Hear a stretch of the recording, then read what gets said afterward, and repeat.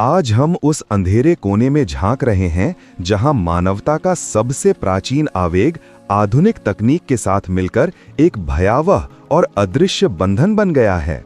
हम बात कर रहे हैं काम वासना, वेश्यावृत्ति के इतिहास और पोर्नोग्राफी की उस भयंकर लत की जिसने पीढ़ियों से मनुष्यों को जकड़ रखा है।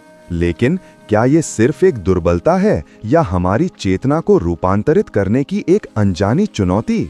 साथियों, वीडियो में लास्ट तक बने रहना, आपको बहुत अच्छी जानकारी आज मिलेगी। और वीडियो पसंद आए तो अपना अनुभव कमेंट बॉक्स में जरूर शेयर करें। चलिए शुरू करते हैं। ये सत्य है कि जिस वेश्यावृत्ति को आज हम एक सामाजिक कलंक मानते हैं, वो सदियों से, यहाँ तक कि सहस्त्राब्दियों से मानव समाज का एक जटिल और विघटनकारी अंग रही है। प्राचीन ऋषियों के युग से लेकर राजाओं के काल तक और आधुनिक ऑनलाइन युग तक इस यौन व्यापार के स्वरूप बदलते रहे हैं, लेकिन इसकी जड़ें हमारे भीतर के काम नामक उस मूलभूत जैविक आवेग में गहरी समाई हुई हैं, जिसे जीवन के चक्र को आगे बढ़ाने के लिए प्रकृति ने हमें दिया है। ये काम जब विकृत होकर केवल वासना बन जाता है, तब समस्या उत्पन्न होती है। वासना जो हमें अपने भले बुरे, नैतिकता और आत्मसम्मान की परवाह किए बिना केवल क्षणिक सुख की ओर धकेलती है। ठीक उसी तरह जैसे महर्षि कण्व ने अपने शिष्य को समझाया था कि इच्छा के वशीभूत होकर इंसान अपना विवेक खो बैठता है। हमारे धार्मिक ग्रंथों जैसे महाभारत और मनुस्मृति ने स्पष्ट रूप से वेश्याओं के संघ को पतनकारी, लोभ और वासना से प्रेरित कहा है और ऐसे संबंधों से दूर रहने का या प्रायश्चित का विधान दिया है। ये इसलिए नहीं कि वे किसी वर्ग को नीचा दिखाना चाहते थे, बल्कि इसलिए कि इस तरह का व्यापार मनुष्य को आध्यात्मिक और सामाजिक रूप से कमजोर करता है। लेकिन फिर एक विरोधाभास भी है, जहां कुछ प्राचीन सभ्यताओं में पवित्र वेश्यावृत्ति भी मौजूद थी और वहीं भारतीय समाज में नगर वधू को देवी तुल्य सम्मान दिया गया, जो दर्शाता है कि यौन ऊर्जा और व्यापार की नैतिकता को लेकर समाज हमेशा से ही भ्रमित और विभाजित रहा है। और ये भ्रम आज के ऑनलाइन युग में पोर्नोग्राफी के रूप में और भी गहरा हो गया है, जहां यौन संतुष्टि अब एक मानवीय संपर्क नहीं, बल्कि एक वर्चुअल और अत्यधिक उत्तेजक डोपामाइन खुराक बन गई है। आज जब हम रात के एकांत में या अपने स्मार्टफोन की गोपनीयता में पॉर्न वीडियो देखते हैं और उन गतिविधियों में संलग्न होते हैं, तो ये प्रश्न उठता है कि हम ऐसा क्यों करते हैं। इसका उत्तर केवल नैतिक कमजोरी नहीं है, बल्कि ये एक जटिल मनोरासायनिक लत है, जिसकी शुरुआत तब होती है जब मस्तिष्क को पॉर्न से मिलने वाली डोपामाइन की अत्यधिक और तीव्र खुराक का आदी बना दिया जाता है।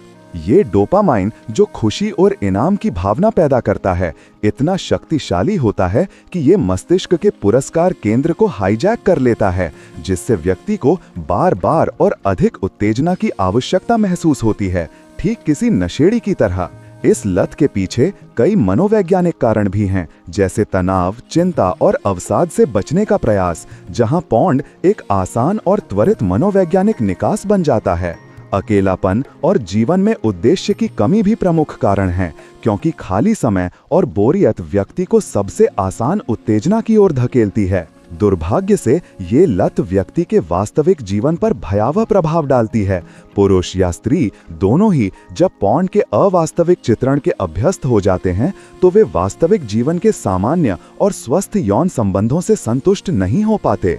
और इससे भी अधिक खतरनाक ये है कि वे वास्तविक लोगों को भी केवल यौन वस्तु की नजर से देखने लगते हैं, उनके साथ सम्मान और समानता का व्यवहार करना भूल जाते हैं, जिससे सभी रिश्ते, विशेषकर प्रेम संबंध, खोखले और अविश्वास से भर जाते हैं। तो इस आभासी बंधन और इस गहरी मानसिक लत से मुक्ति कैसे पाई जाए? समाधान जटिल है, लेकिन संभव है, और इसका पहला कदम है सत्य को स्वीकार करना। ये मानना कि हाँ, ये एक समस्या है और मैं इसे छोड़ना चाहता हूँ। इसके बाद सबसे महत्वपूर्ण है पर्यावरण से पूर्ण अलगाव, यानी फोन, कंप्यूटर और आसपास के भौतिक सामग्री से हर प्रकार की अश्लील सामग्री तक की पहुंच को तत्काल समाप्त करना।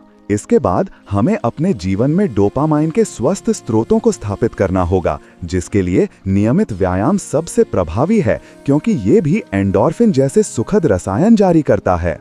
इसके अलावा खाली समय को रचनात्मक कार्यों में लगाना, जैसे कि नए शौक अपनाना, बागवानी, संगीत, पढ़ना, जिससे मन व्यस्त रहे और बोरियत से बचा जा सके।